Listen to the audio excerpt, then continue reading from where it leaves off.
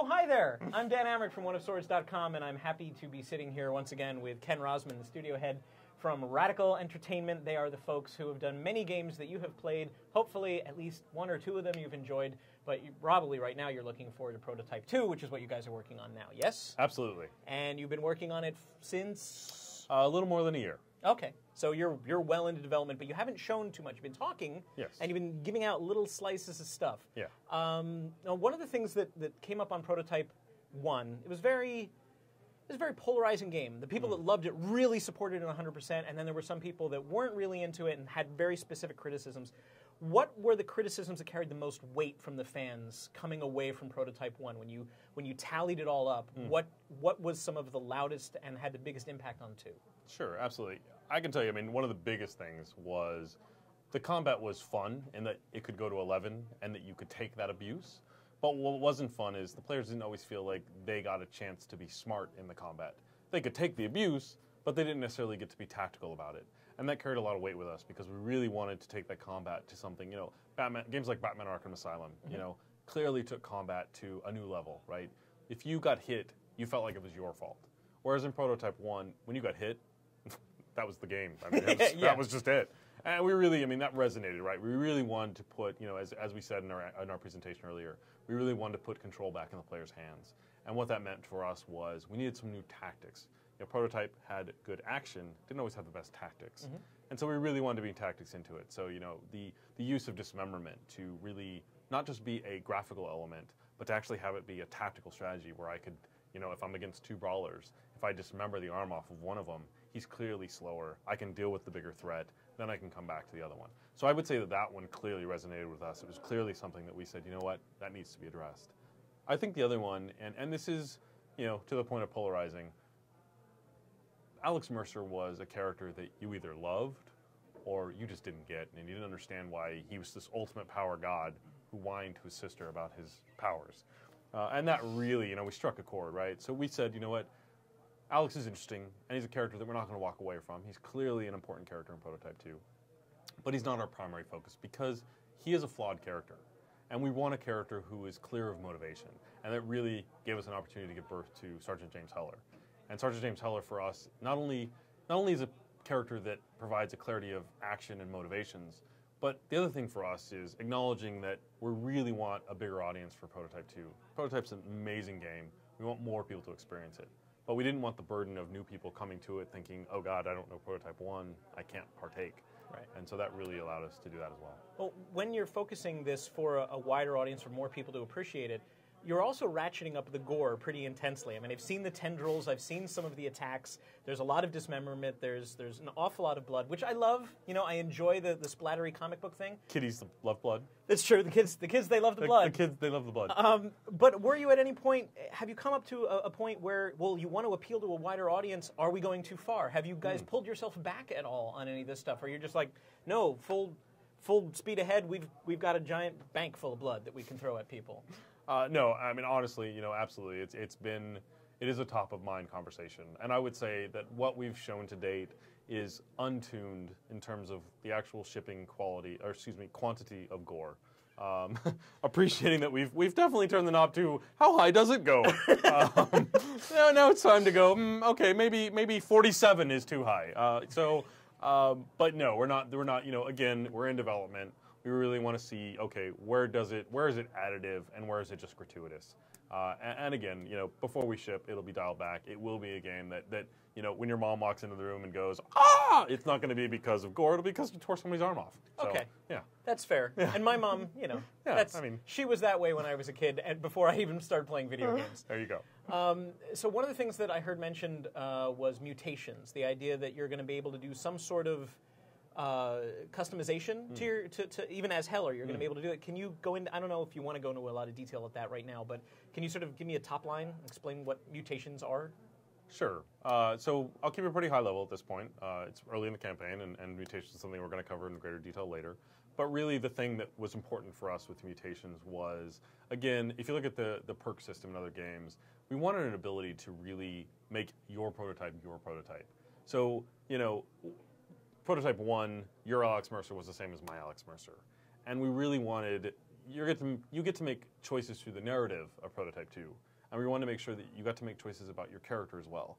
So halfway through the game, your Prototype 2, your Sergeant James Heller, is different than my Sergeant James Heller, and it'll be through the choices you make in which mutations you go after to acquire first, but also B, the ones you use at different times throughout the game.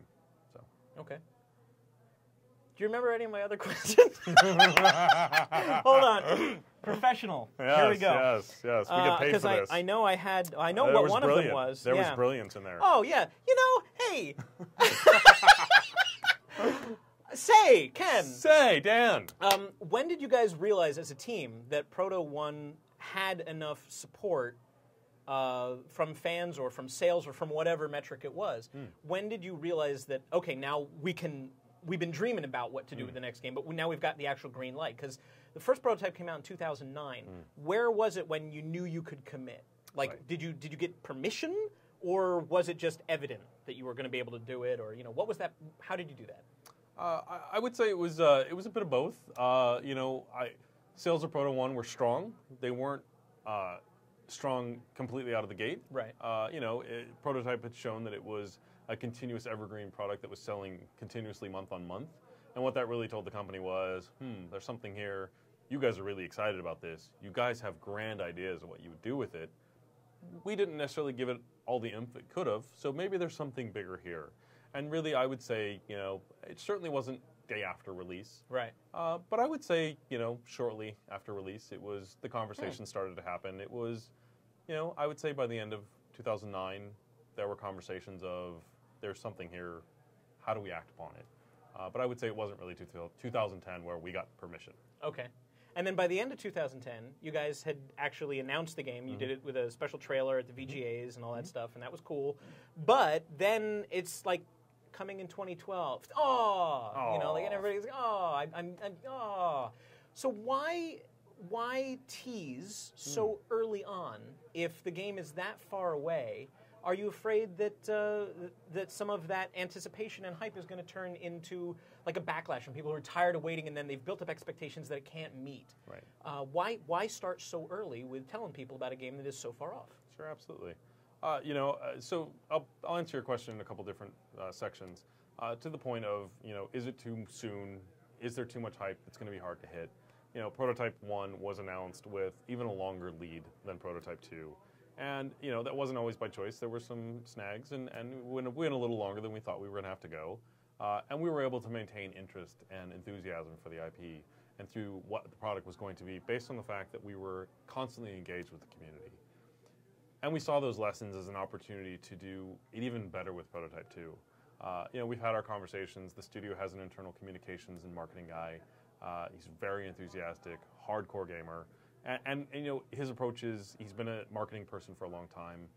We don't think radical that the 3-month campaign is as effective. If you look at games like Half-Life or Blizzard's games, they have a community, they have a fan base that is enthusiastic and is there for the ride. And we have so much assets, we have so much content and so much information to share with our fans, with the consumers, that we really felt instead of trying to cram it down their throats in 3 months, let's just take our time, give each beat its own time to really be savored, and take that long tail to give the fans what they want, and make sure that when we hand them a game, they know about it, they're interested in it, and they're ready to play it. Okay.